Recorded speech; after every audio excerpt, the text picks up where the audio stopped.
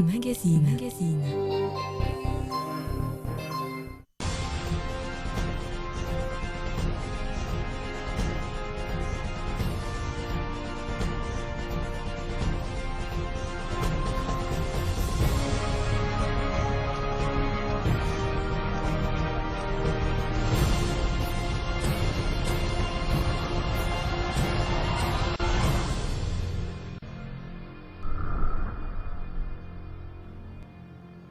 Bienvenue dans ce numéro de décryptage qui revient aujourd'hui sur cette question de la Cour pénale internationale avec la libération de Fidel Babala. Nous parlerons également de la révision constitutionnelle et la situation à Béni. Sur ce plateau, justement, pour répondre à nos questions, Jean-Jacques Mamba, secrétaire national chargé de la formation et de l'idéologie au sein du MLC. Bonjour et bienvenue. Bonjour. Une émission que je co-anime avec Don de Dieu Micélé, journaliste à Baraka Télévision. Bienvenue. Merci. Pour commencer, d'abord, comment va le parti? Le parti se porte très bien. Les activités vont bon train, donc rien à signaler à ce niveau-là. Bien que le parti ait été donné pour affaibli. Je ne sais pas qui a donné le parti pour affaibli, mais je pense que sur la scène politique, nous sommes présents. Dans les institutions, nous fonctionnons. Nous sommes très actifs. Donc, c'est la démocratie. Chacun peut penser ce qu'il veut, mais à ce que je sache, nous sommes en forme et ça va très bien. Ça va très bien et ça va, je pense, mieux maintenant avec la libération d'un des hauts cadres de votre parti, Fidel Babala. D'abord, comment est-ce que vous aviez accueilli cette nouvelle? Mais c'est une très très bonne nouvelle. Elle est aussi prémonitoire de ce qui va arriver, parce que nous pensons que le président national pourra être libéré très prochainement.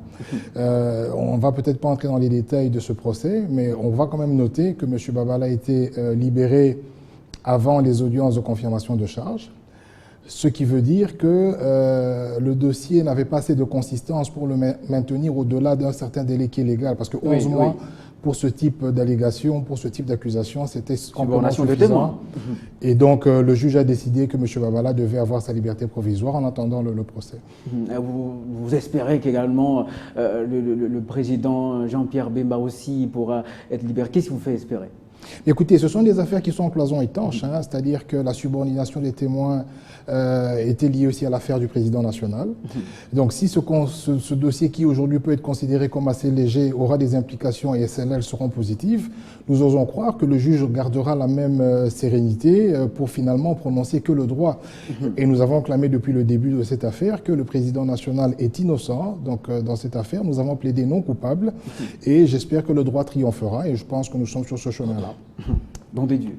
Oui, sur le plan légal, monsieur Jean-Jacques Mamba, il n'est question que d'une simple liberté provisoire, mais pourquoi autant de cris et des joies au sein du MLC? On a vu à la télévision. Est-ce que vous pensez pas que les choses peuvent aussi tourner au vinaigre? Bon, vous savez, le problème, c'est que lorsqu'on parle de liberté provisoire, pour nous, c'est un signal fort que la CPI envoie. Parce que vous remarquerez que dans la plupart des affaires qui ont opposé un procureur de la CPI avec une personne X ou lambda, il y a eu rarement ce genre de liberté. C'est-à-dire qu'à un certain moment, malgré que Mme Bensouda ait interjeté appel, le juge est resté lucide. Parce que nous l'avions dit depuis le début que c'était un montage grotesque. C'est ce que nous pensons en tout cas. Nous ne sommes pas en train de défier la justice, mais nous le pensons. Nous avons quand même la possibilité ou le droit de penser que c'est une affaire tout à fait montée. Et nous étions tout à fait surpris en même temps contents que le juge ait abondé dans le même sens que la défense de M. Babala. Bon, maintenant, ce n'est pas chanter la victoire avant la guerre, mais c'est simplement une manière pour nous aussi de se dire, bon voilà, nous devons encore raffermir nos positions, continuer notre combat, soutenir la défense du sénateur Jean-Pierre Bemba, ainsi que la défense de M. Babala et la défense de tous ceux qui y sont injustement. Voilà, les juges restent lucides, mais Mme Bensouda est aussi une personne influente au sein de la CPI. Est-ce que sa position ne vous fait pas peur? Bon, nous n'avons pas peur. Nous avons entamé ce procès de manière très confiante, malgré les interférences dans la constitution des dossiers, parce que le dossier de l'accusation finalement a été constitué sur des bases qui sont tout à fait discutables. C'est-à-dire les éléments dont se sont servis Madame Bensouda peuvent poser des questions légitimes sur la véracité, sur l'authenticité et finalement sur les intentions des personnes qui ont fourni ces éléments. Bon, maintenant, nous ne sommes plus à ce niveau-là. Nous avons avancé dans le procès. Le président national a été privé de liberté pendant maintenant, enfin, depuis plus ou moins 5 ans, maintenant 6 ans. Nous tendons vers la fin, parce que le prononcé, ça sera l'année prochaine. Et nous espérons même qu'avant le prononcé, c'est-à-dire entre cette période-ci et le verdict, que le président pourrait éventuellement, si les circonstances sont favorables, avoir une liberté provisoire, de manière à ce qu'il puisse se présenter lors du verdict libre. Bon, maintenant, comme je vous le dis, les craintes, elles sont opposées à nos espoirs, et nos espoirs sont beaucoup plus grands que les craintes qu'il peut y avoir autour de cette affaire. Donc nous restons confiants et ça va. Alors, un cadre du MLC a une fois déclaré que la CPI est une justice instrumentalisée. Est-ce que c'est votre avis aussi? Bon, j'ai toujours des avis assez mitigés, hein, et puis je me réserve souvent de juger. Je crois que le droit doit être dessus et opposable à tous. Mais je pense que l'avis de mon confrère ou d'une personnalité du MLC qui l'a dit, c'est un avis de frustration par rapport à la manière dont a été constitué le dossier de l'accusation. Donc ce n'est pas C'était non fondé ou il n'y avait pas vraiment d'éléments? Non, c'est-à-dire que pour moi qui ai eu aussi la chance d'aller au procès, vous allez remarquer qu'il y a beaucoup de témoins, par exemple, qui alléguaient des faits qui étaient faux. Et je crois même que vous avez ouï dire qu'il paraît, je dis bien au conditionnel, qu'il y aurait certains témoins qui auraient témoigné avec des formes de pression ou avec des récompenses à la fin. Donc, pression je dis bien... Non, mais c'est-à-dire qu'il y a des personnes qui ont été contactées, qui auraient dit, alors je parle en conditionnel, que pour déposer leur témoignage, elles devaient être récompensées.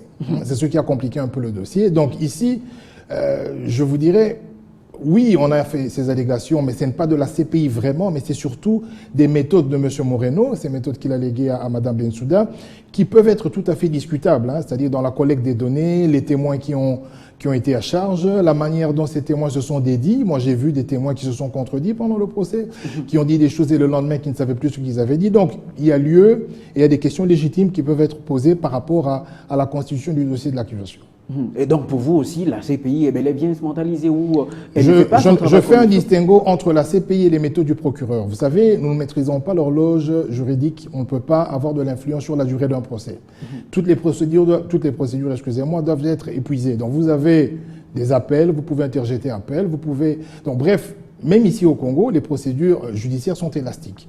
Maintenant, mon propos, c'est au niveau des méthodes de Mme Bensouda et non par rapport à la CPI en tant que telle, parce que Mme Bensouda, qui est procureure, peut initier toutes les démarches en conformité avec les prescrits et les lois et l'organisation même de la CPI. Ces démarches seront respectées, mais si les éléments sur lesquels elle se base ne sont pas fondés, il y a lieu, et c'est ce qui peut expliquer que par moment, nous nous insurgeons sur les méthodes de Mme Bensouda. Maintenant, Mme Bensouda et la CPI, c'est deux choses différentes, ou deux personnes différentes. Et de manière générale, maintenant, pour parler toujours de la CPI, quel regard portez-vous sur les méthodes qu'utilise la CPI à travers le monde? Bon, on vient de voir le président Kenyatta qui s'est présenté comme témoin, il a fait sa déposition et puis il est revenu. Je pense que bon, la CPI, de son essence, elle a été ratifiée par le traité de Rome, qui a été ratifié par plusieurs États finalement, et ces États lui ont confié une mission. C'est vrai que dans toutes les missions confiées, il faut à la fin qu'il y ait une évaluation. Et donc je pense qu'avec le temps, les États vont évaluer et réévaluer finalement le travail que fait la CPI. Mais pour autant que le droit est dit, comme je vous le dis, et que nous espérons pour notre affaire ou pour les autres affaires, que le droit peut être dit en toute impartialité, je crois bien qu'il y a lieu de se réserver, de porter des jugements qui soient, comment je veux dire, assez précipités par rapport au travail ou à la qualité du travail de la CPI. Et lorsqu'on dit que c'est pour juger les faibles? Mais écoutez, ça dépend, c'est au cas par cas. Hein. Vous allez aussi remarquer que la CPI a jugé des personnes qui étaient coupables. Donc laissez-moi ne parler que du président national qui est innocent dans une affaire qui ne le concerne pas. Donc nous allons évaluer le dit du droit de la CPI à la fin du procès, lorsqu'il y aura le verdict. Et par rapport à ça, nous allons nous prononcer. Maintenant, je ne peux pas, sur base du procès du président national, qui est le sénateur Jean-Pierre Bemba, généraliser et évaluer, je n'ai pas les outils pour évaluer la CPI, mais ce que je dis simplement, c'est que par rapport à une affaire qui oppose le sénateur Jean-Pierre Bemba à Mme Bensouda, les méthodes utilisées par Mme Bensouda sont tout à fait contestables et le juge, qui devient de plus en plus lucide, je voulais dire, vient d'ordonner la libération provisoire de M. Babala et nous pensons qu'il y aura un effet de contagion dans le procès du président national et que le président sortira. En quoi cela va influencer justement le cas de Bemba?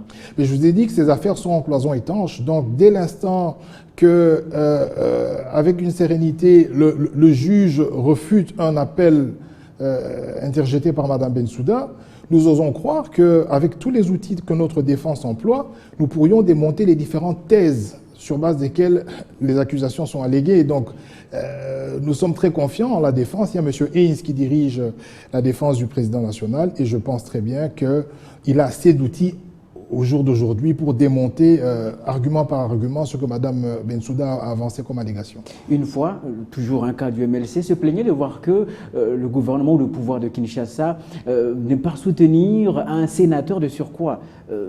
Et vous? Mais écoutez, je crois que cette question a été soulevée lorsqu'on parlait de pays d'accueil. Je crois que cette question a été soulevée lorsqu'il s'agissait du président, enfin de M. Babala, parce qu'on cherchait une terre d'accueil. Et la première réaction du gouvernement congolais, c'était de dire qu'il y aurait trouble de l'ordre public. Malheureusement, c'était deux positions opposées. Donc vous aviez la ministre de la Justice qui avait donné une position et puis le PGA qui a donné une position contraire.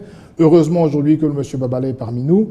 Mais même lors des concertations nationales, le gouvernement s'était engagé à soutenir. Bon, ce sont des paroles, ce sont des engagements, mais je ne sais pas s'ils ont été suivis d'actes. Pour l'heure, je ne pense pas que le gouvernement congolais ait de l'influence sur le procès du président national, mais s'il sera sollicité dans ce cadre-là, j'espère qu'il réagira favorablement. Alors, on va parler maintenant de la révision constitutionnelle et c'est à don de Dieu, Michele, la parole. Ok, la révision de la Constitution, vous avez suivi les tons donnés par plusieurs partis de la majorité présidentielle. Le MLC jusqu'à-là ne donne pas encore sa position. Alors, ça cache quelque chose déjà, M. Jean-Jacques Mamba? Mais rien n'est caché. Hein. J'ai encore suivi M. Bochab ce matin. La même semaine, j'ai suivi M. Mouyabo sur RFI. Ce sont tous des personnalités de la majorité qui ont des avis contraires. Quelques semaines avant, j'avais entendu Mme Tokwaoulou. Nous avions entendu parler le MSR. Mais voilà, nous ne savons pas. Peut-être qu'on nous avait dit que lors de la rentrée parlementaire, il y aurait lancement d'un référendum au sujet de cette révision. On n'a pas vu le référendum. Donc on est dans une forme de blocage parce qu'on ne sait pas par où ça va commencer. Il y a un projet de gouvernement qui a été déposé pour les élections à venir, c'est-à-dire celle de l'année prochaine concernant les articles 197 sur le suffrage indirect des députés provinciaux et le reste.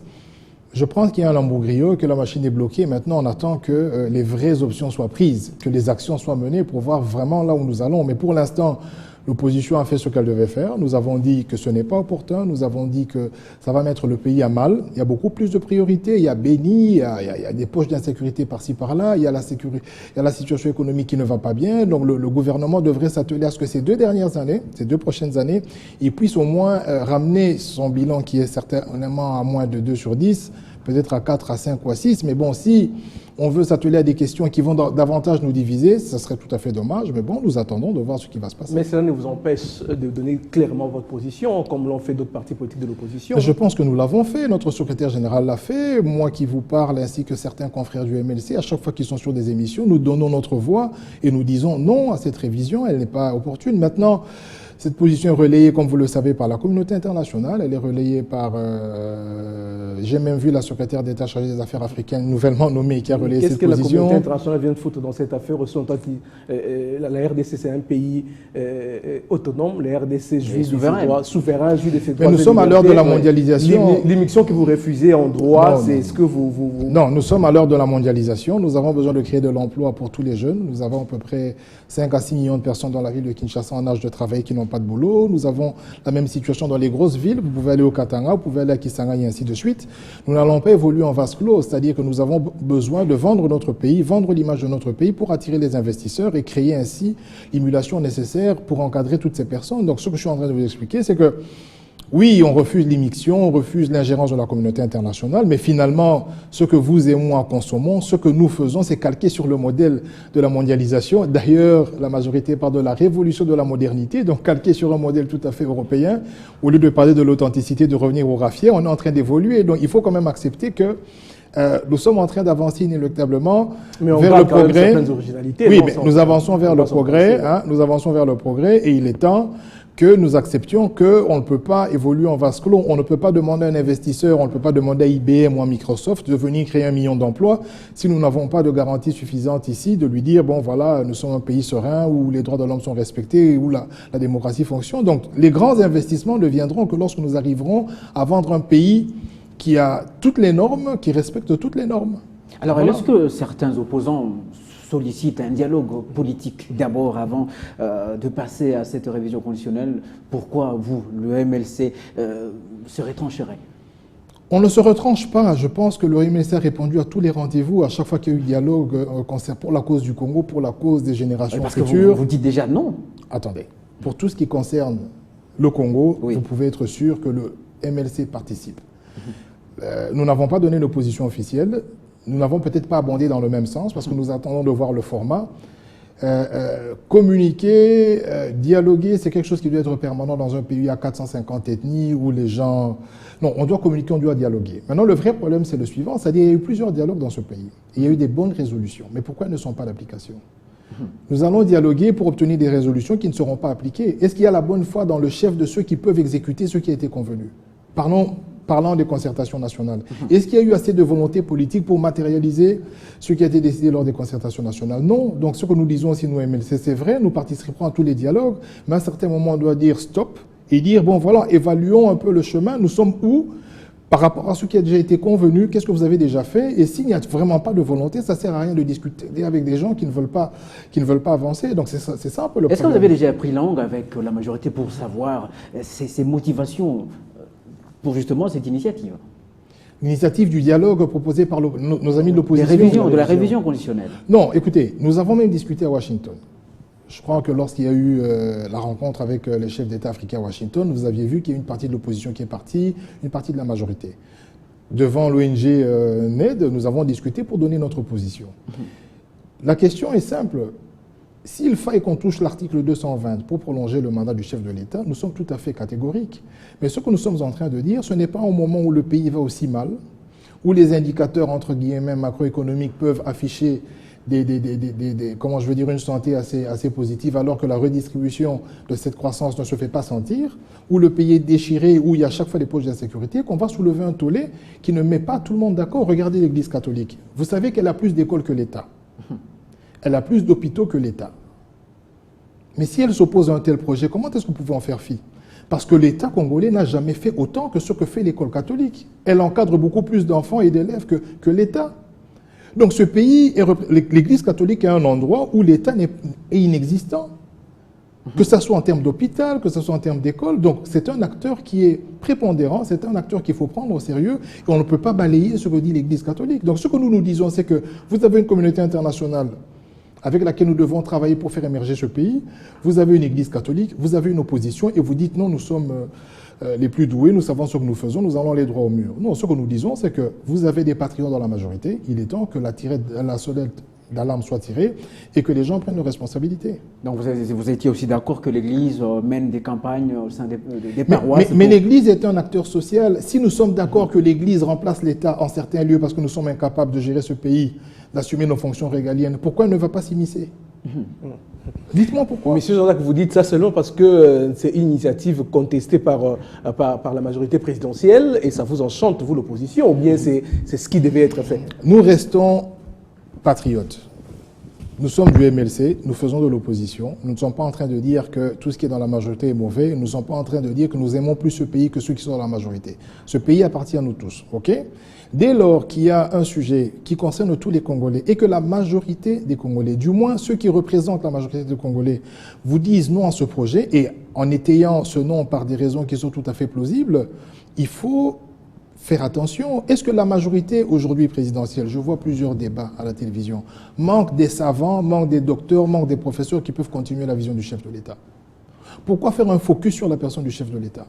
Il y a plusieurs professeurs qui débattent à la télévision, la majorité, en commençant par lui-même, le professeur Bochab, qui en parle. Pourquoi il n'est pas candidat? Pourquoi penser que pour être candidat, ça doit être une personne et ça ne doit pas être plutôt, pas focus sur la personne, mais sur des idées, sur une manière de gérer, sur un programme?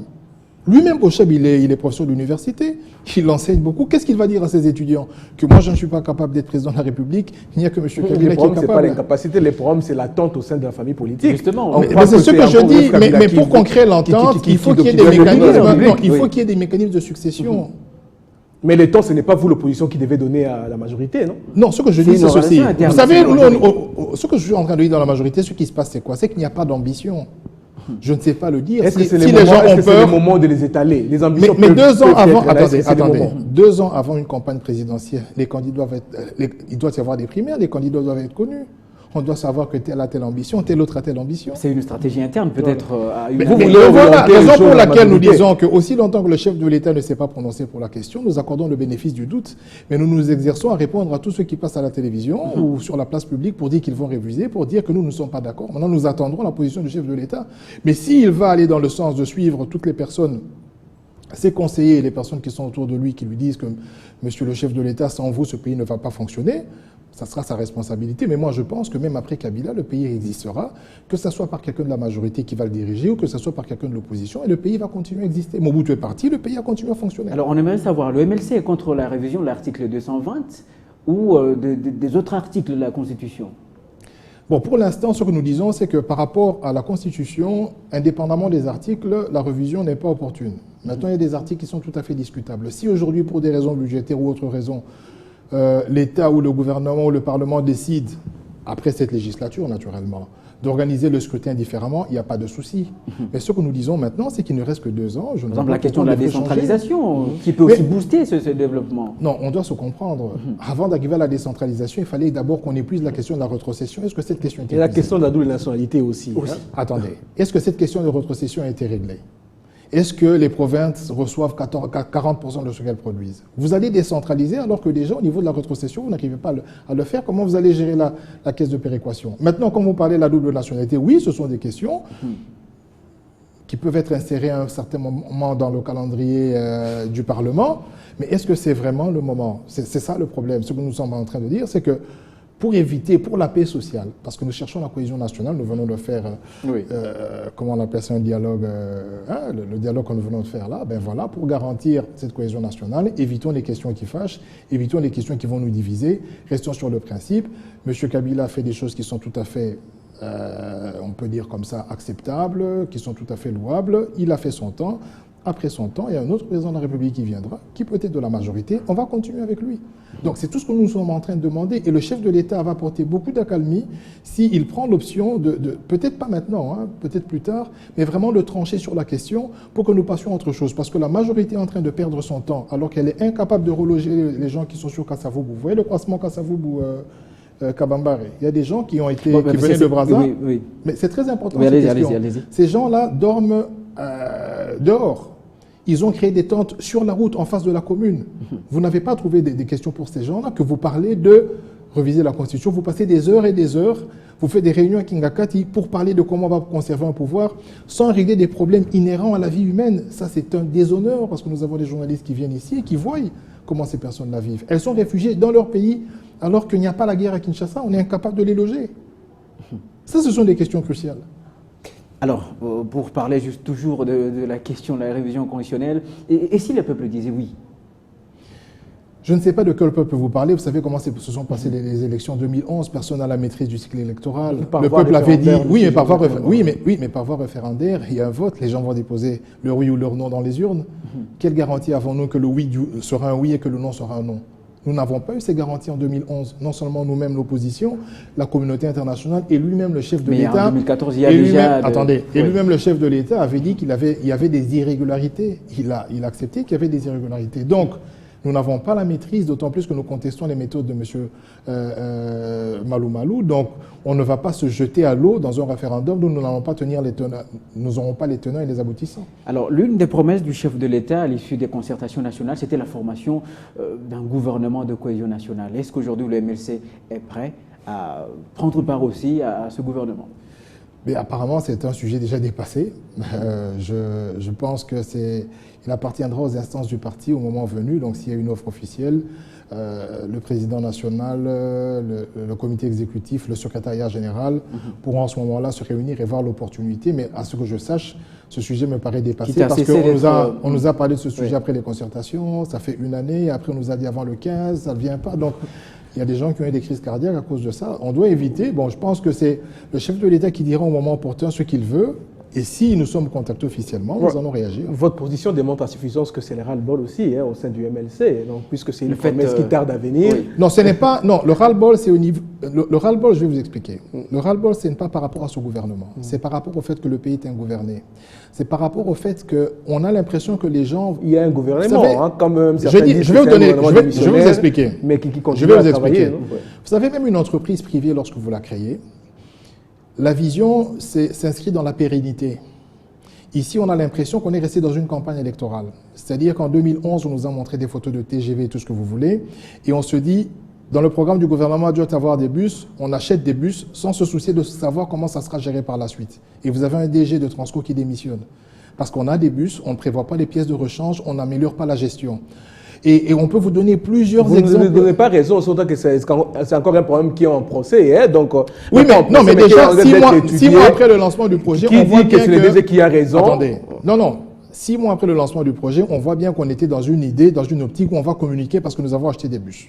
Voilà, les bus sont là, le gouvernement a fait. Mais ceux qui avaient derrière, on n'a pas suivi. Alors que nous avions Sotaz ici, nous avions City Train, plusieurs compagnies avec plusieurs bus qui venaient du Maroc à l'époque. Ces compagnies ont disparu. Donc nous sommes un peu dans un système de gouvernance photographie, c'est-à-dire on veut faire quelque chose. Oui, bancarisation, vous passez à la télé. Oui, il y a la bancarisation. Voilà le gouvernement. Il y a des spots, mais après on n'arrive pas à payer les AGIO et on fait 11 mois sans payer. On dirait que les conflits gouvernement et ACD vous enchantent, vous. Et puis après, on n'arrive pas à payer parce qu'on n'avait pas prévu qu'il fallait payer les frais bancaires. On ne les paye pas pendant 11 mois et puis on est bloqué. Donc le gouvernement, on gère un pays avec une vision. On n'est plus dans une campagne électorale parce que j'ai l'impression que le gouvernement est resté dans la campagne. C'est-à-dire sortir des gros chiffres, prendre des grosses photos, faire des grosses vidéos, mais il n'y a pas de suivi. Je parle des routes. Je parle des routes. On ne peut pas faire 10 ans pour faire un boulevard de 15 à 16 km.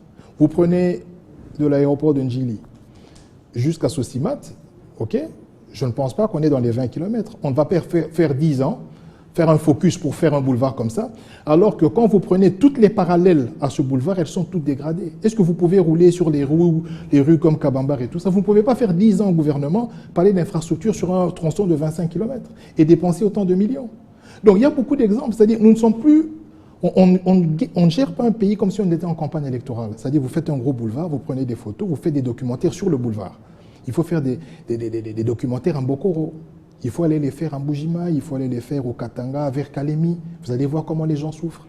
Donc c'est ce que je suis en train de dire. C'est-à-dire qu'on doit gérer un pays avec une vision pérenne. Ce n'est pas de la photographie, ce n'est pas de la campagne électorale, ce n'est pas de dire aux gens, voilà ce que nous avons fait. Parce que pour preuve, on avait les 5 chantiers qui n'ont pas été finis. On est dans la révolution de modernité. Et on ne sait pas. Regardez, on vous dit qu'il faut 92 millions pour la fibre optique au Katanga. Alors qu'il y a beaucoup de coins, il y a 1% de taux d'électrification dans ce pays, il y a beaucoup de coins. On a même interpellé le DG de la SNEL, il y a beaucoup de coins, il n'y a pas de courant. Vous allez vers des gros projets, vous allez vers des grosses choses, alors que les choses élémentaires, comment vous allez mettre 92 millions pour la fibre optique au Katanga, alors qu'au Kasaï, par exemple, vous n'avez pas de courant? Alors que dans le Bandundu, vous n'avez pas de courant. À Kikwit, il n'y a pas de courant. Il y a le barrage de Katende en pleine...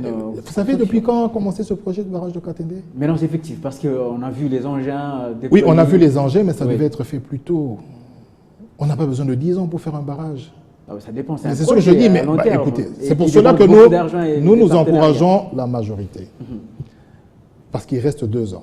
Et nous sommes conscients qu'il y a des élites dans la majorité, qu'il y a une certaine volonté aussi dans la majorité. Ils doivent rectifier le tir. D'ailleurs, à force de parler, j'ai même remarqué qu'on a augmenté 10 000 sur le salaire des fonctionnaires parce qu'on a beaucoup parlé. Bancarisation, ok, mais pouvoir d'achat. Donc le gouvernement agit. On les encourage à aller dans cette voie-là, d'éviter de penser que nous sommes en campagne électorale, mais il faut installer une vision pérenne. Mais les 10 000, c'est quand même consistant, ça, non, M. Jean-Jacques Mamba. Mais 10 000, on ne peut même pas se faire soigner à l'hôpital du cinquantenaire. La consultation, c'est 20 000. Mais on peut acheter quelque chose dans le marché. Entendons-nous bien. Le salaire sert à couvrir quoi? Un loyer, payer le minerval des enfants. Le salaire sert à couvrir quoi? Des soins de santé et se nourrir. Donc lorsque votre salaire représente 2 consultations à l'hôpital, vous ne mangez pas, vous ne payez pas de loyer. Nous devons travailler pour qu'à l'horizon 2030, jusqu'à l'horizon 2030, le salaire minimum, un SMIC soit établi dans ce pays, que le fonctionnaire, le salaire le plus bas soit de $300. Nous devons batailler pour.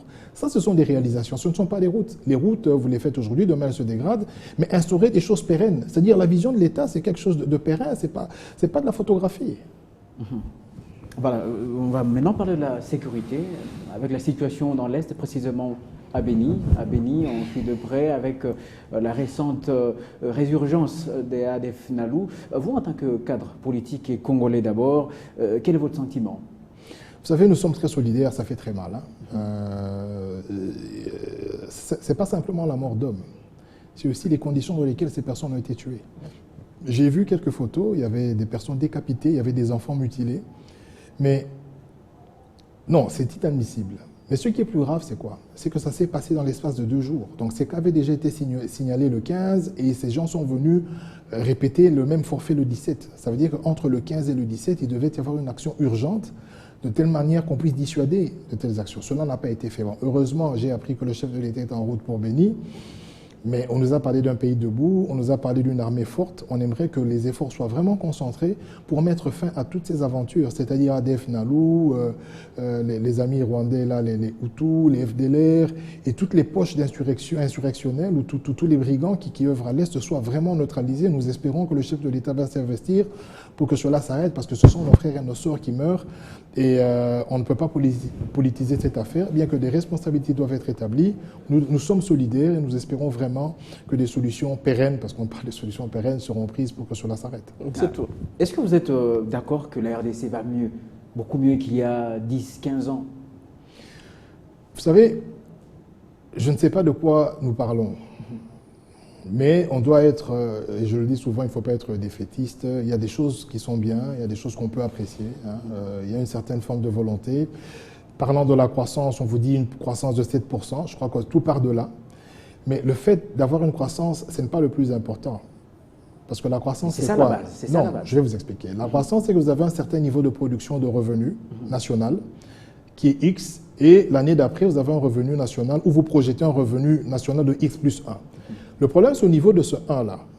Est-ce que ce 1 est redistribué? Ou ça va dans la poche des gens? On peut avoir une croissance de 200 millions, il n'y a pas de problème, 200 millions de dollars de croissance. Mais est-ce que les 200 millions vont dans les salaires des gens pour améliorer les conditions sociales et ainsi de suite? Non, les 200 millions vont peut-être dans la poche des gens. Il y a des gens qui s'enrichissent beaucoup plus à cause de la croissance, alors que les gens, pendant ces années de croissance, allaient voir le salaire des fonctionnaires, de combien a-t-il augmenté? Est-ce que le salaire des fonctionnaires, des policiers, tout ça a augmenté dans les mêmes proportions? Donc, au niveau de la redistribution, il y a un problème, mais même au niveau du calcul de ces chiffres, il y a c'est tout à fait incongru. Je vous donne un bête exemple. En 2012, on a produit plus qu'en 2013, mais on nous a dit qu'en 2013, le taux de croissance était plus élevé. Ça, c'est incongru, c'est impossible. Donc, déjà, on peut contester les chiffres, mais pour ne pas aller très loin, disons-nous que cette croissance ne profite pas aux Congolais parce qu'elle est mal redistribuée. Ou injectée dans des projets qui ne sont pas porteurs. Si le pays va mieux qu'il y a 10, 15, 20 ans. Je ne pense pas, parce que si on doit se baser sur les chiffres, prenons il y a 15 ans, vous parlez de quelle année? Nous sommes en 2014. En l'an 2000, le PIB que nous avions en 2000 est supérieur à celui que nous avons aujourd'hui. Donc, le pays va moins bien. La richesse par habitant, ce qu'un Congolais moyen gagnait en 2000, c'est supérieur à ceux qui gagnent aujourd'hui. Mais avec les bases économiques déjà posées. Il n'y a pas de base. Et surtout l'argent en termes des budgets tels que déposés il y a peu à l'Assemblée. Oui, mais c'est ce que je vous explique. C'est quand même de l'évolution, non? Oui, mais écoutez, si vous allez 9 milliards, vous allez plus de 30 milliards en Angola. Non, ça, ce n'est pas un problème. L'Angola n'a pas plus de ressources que nous. Vous comprenez qu'ici, le vrai problème, c'est que les gens au niveau, pour la captation des recettes, il y a beaucoup de sous-évaluation. Nous avons la possibilité d'avoir un budget de 30-40 milliards, mais simplement qu'il y a des secteurs qui sont sous-évalués parce que l'État n'est pas en mesure de capter les recettes qui sont dans ces secteurs-là. Mais pour vous dire aussi, le plus important, ce n'est pas l'augmentation, c'est pas cette croissance, mais la redistribution de cette croissance qui n'est pas faite de manière, à mon sens, équitable ou, si vous voulez, judicieuse. Merci beaucoup Jean-Jacques Mamba. Je rappelle que vous êtes secrétaire national chargé de la formation et de l'idéologie au sein du MLC. Merci également à vous, Don Dédieu Missélé. Merci Claude. Vous êtes journaliste à Baraka Télévision. Merci également à vous tous d'avoir suivi ce numéro de décryptage. Restez fidèles au programme de Télé 50.